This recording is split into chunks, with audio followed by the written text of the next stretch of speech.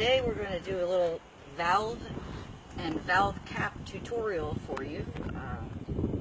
Sometimes folks will think they've got a leak in the boat, and they truly don't. So here are a couple things to look out for with that. If the temperature has changed, like right now our nights are getting a little bit cooler, you can expect to lose up to about 25% of your inflation. So don't walk outside the next morning when it's 53 degrees and freak out thinking, oh my God, I've got a gash in the boat. No, chances are you probably don't if you've been taking care of your boat.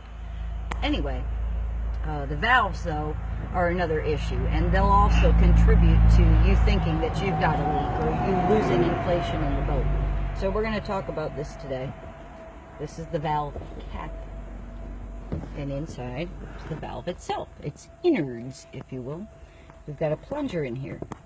Okay, so if we were to inflate this boat, we're going to get our pump, and most of you have these, with some adapters that go on the end. The reason for the adapters so that your pump can fit into your valve area. Now, this is all sealed off. You can go ahead and inflate. Notice, when I took the valve cap off, we don't hear a bunch of air racing out. The reason for that is the valve is actually closed. This is what the valve sounds like if it's open.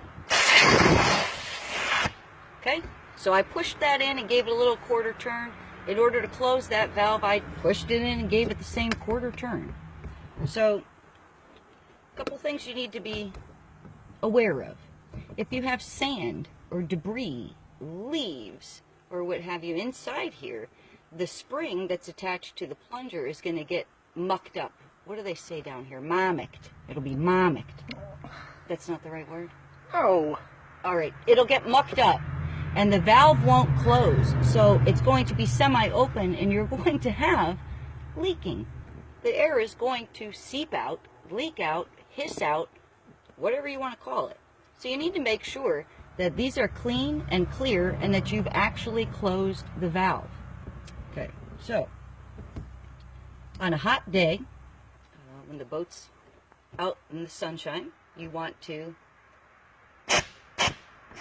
just push that, let a little bit of air out of the tubes so that you're not stressing your seams. Once again, you want the valves to be clean and you want to make sure they're closed. Now, if I had complete silence here, if I were able to put this boat in my vehicle, close the doors and windows and listen, we'd probably hear a tiny bit of air coming out of here. That's why we have the valve caps, kind of take care of that.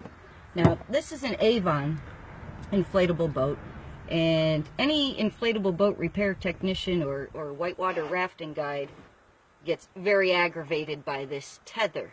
They're annoying. You have to put these on kind of like you're trying to thread a screw. So here's the tether. It's wrapping around. You have to find the sweet spot for that. We got that on the first try, but let me pretend we didn't. Okay. The valve cap gets tightened down. So if we don't put this on correctly, if we're all willy-nilly here, you can see that the valve cap doesn't want to turn. Okay, it's got to get in that sweet spot that allows you then, and it'll take some fiddling, a full couple of turns, and tighten that up. Now you're not going to have that hissing. Now you're not going to have that leaking.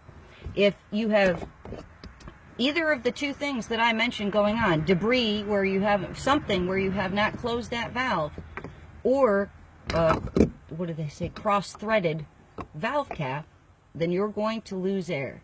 So it's a very simple thing to pay attention to and keep the air in. But also, I'm glad we're doing this today because you do want to, on those hot days, go ahead. However, there are several different kinds of valves, but let a little bit of air out, and be aware then that in colder temperatures, you're going to have to get the pump out and top off the tubes to make sure they're pumped up to spec pressure. You don't ever want to run underinflated. There's too much vibration at the cones, and that's going to take and pull your transom fabric away from the tubes. So you can cut the tether off. If they're that much of a bother to you, go ahead and snip it off. It's a little piece of plastic. And just, again, fiddle with that cap. But if it's cross-threaded, if it's not down tightly, you will have a leak. If the valve itself is not closed, you will have a leak. So, two simple things to pay attention to: the temperature and your valves and valve caps. Keep the stuff clean, folks. Take a peek in there every once in a while. probably don't have fancy wrenches to tighten the valves. Occasionally here we'll have an issue with these, more than just a baby leak, and we'll need to clean out, reseat the valves, and then tighten them with this. If you don't have that type of tool, that's all right. I wouldn't really take channel locks and pipe wrenches and whatnot and crank those down. We want to treat them kind of like an oil filter on a vehicle, and just get everything hand tight and go a little bit beyond, and you'll be good to go. I think that's it. Thank you so much.